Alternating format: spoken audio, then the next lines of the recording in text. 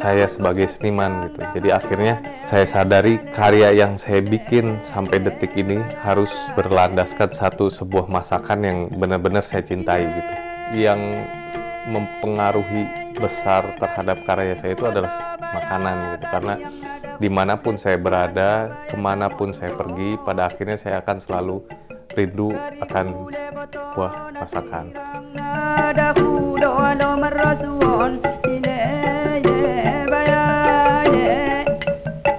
Dan saya berakhir di satu jenis masakan rendang.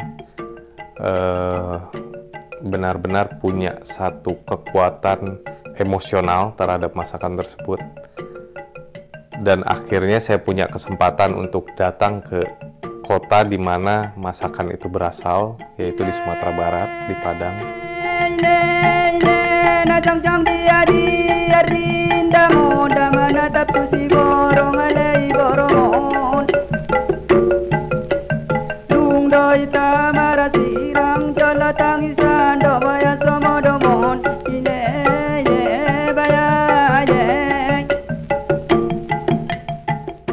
Dan hingga saat ini saya berkarya dengan menggunakan banyak influence dari makanan tersebut.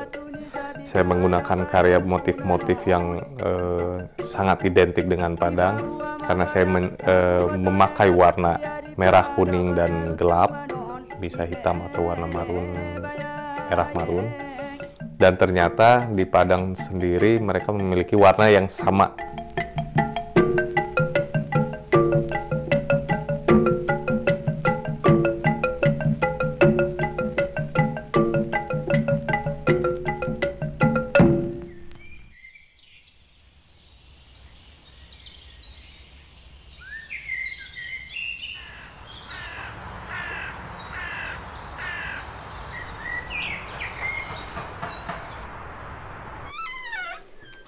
Awal bergambar itu dimulai dari masa kecil, dari sekitar umur kelas 3 SD.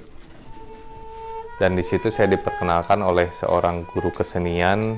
Beliau sangat berjasa di karir menggambar saya selama ini, karena beliaulah yang memperkenalkan dari bagaimana cara mengkombinasikan sebuah warna, bagaimana cara teknis menggambar dan lain sebagainya. Tapi di saat saya menginjak kelas 6 SD, beliau meninggal, dan akhirnya di situ saya mulai berhenti menggambar secara intens.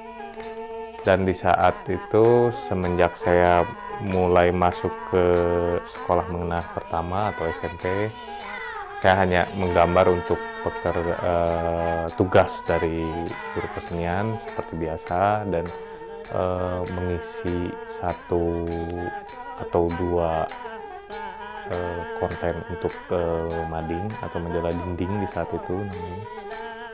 Jadi tidak terlalu benar-benar intens menggambar saat itu.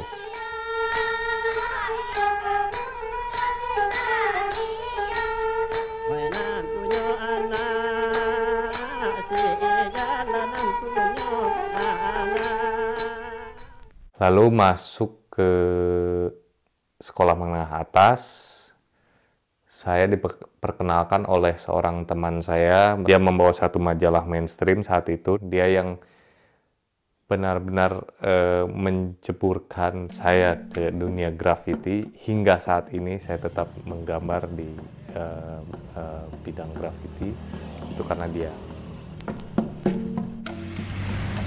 Lalu kita mencoba-coba akhirnya turun ke jalan saat itu, sampai banyak cerita di saat itu, dan dari saat itu saya mulai menggambar di jalan, mulai banyak berkegiatan melakukan kesenian di tembok-tembok yang ilegal, tapi hingga saat ini nggak pernah ngerasa bosan. Jadi ibaratnya saya terus melakukan ini terus sampai benar-benar mungkin ada nemu titik bosannya, tapi di satu waktu pasti akan balik lagi ke sini gitu, ke dunia graffiti ini. Itu yang membentuk satu karakter saya dari dulu hingga saat ini, dan saya benar-benar ingin selalu menggambar di tembok atau di jalan.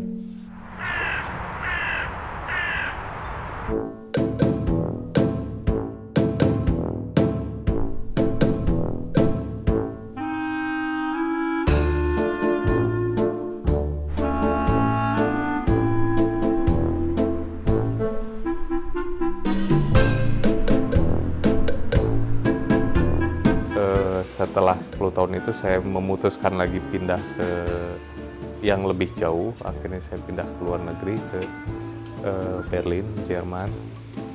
Dan di sini pun saya memulai lagi dari nol untuk bisa berkarya sebagai full-time artist.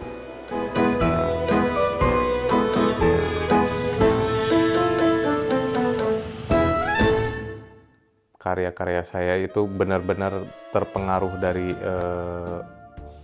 dan ada beberapa karya yang saya bikin itu memang tercipta di saat momen, entah dalam stres momen atau depresi momen apa itu disebut, tapi di saat saya membuat karya itu selalu di saat dalam keadaan tersebut gitu. Jadi saya produktif membuat karya, ternyata momen tersebut bisa saya ambil atau buat secara positif itu dengan cara menggambar gitu. Dan banyak hasil karya produksi saya buat di saat momen tersebut. Terakhir karya yang saya bikin ini, yang belakang yang lingkaran ini, saya buat dari kayu. Dan kenapa melingkar itu karena itu